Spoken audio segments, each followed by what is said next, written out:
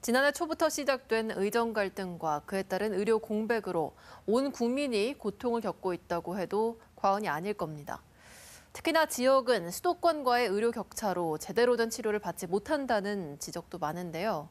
그런데도 이번 대선에서 보건의료 정책은 크게 부각되지 않는 모습입니다. 각 후보들이 어떤 정책을 내놓고 있고 지역 보건의료계는 어떤 요구를 하고 있는지 살펴보겠습니다. 보도에 조재한 기자입니다. 필수의료 강화와 지역 간 의료 불균형 해소를 명분으로 의대 정원을 대폭 늘린 정책은 끝내 성과 없이 오히려 갈등만 더 커지고 의료 현장도 더 열악해졌다는 지적을 받습니다. 이런 가운데 주요 정당 대선 후보들의 10대 공약에 담긴 보건의료 분야를 비교해봤습니다. 이재명 더불어민주당 후보는 지역 필수 공공의료 강화로 제대로 치료받을 권리 확보를 위해 필수 의료의 충분한 보상 체계를 확립하고 의료사고 국가책임 강화, 공공의료 인프라 확충과 국립대병원, 거점병원 역할 강화 등을 밝혔습니다. 국민참여의료개혁으로 의료 대란을 해결하겠다며 국민참여형 의료개혁 공론화위원회, 보건의료 전문직역 간 상호협력체계 강화 등을 약속했습니다. 김문수 국민의힘 후보는 의료 안정망 복구와 합리적 의료 시스템 재구축을 하겠다며 현 정부 의료개혁 원점 재검토, 의대생 참여를 보장하는 대통령 직속 미래의료위원회 신설, 현장 전문가 중심 협의체 구성을 공약했습니다.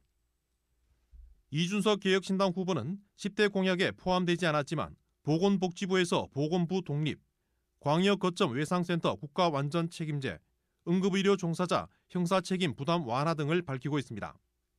권영국 민주노동당 후보는 복지국가를 넘어 돌봄국가로 전환해야 한다며 공공의료, 지역의료 강화로 의료 격차 해소, 전국민 병원비 100만 원 상한제 등을 공약했습니다.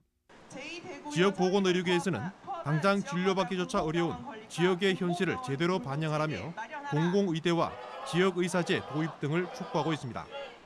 지역의 시민이 수도권 대형 병원을 찾지 않고 지역의 병원에서 완치를 할 수 있는 지역 완결 의료 체계 구축을 위한 정책을 마련하여 주십시오.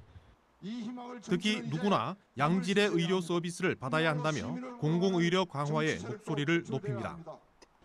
비급여로 돈벌이에 혈안이 된 민간병원 중심의 의료에서 병원비 걱정 없이 좋은 진료를 받을 수 있는 공공병원이 적어도 30% 이상은 있어야 합니다.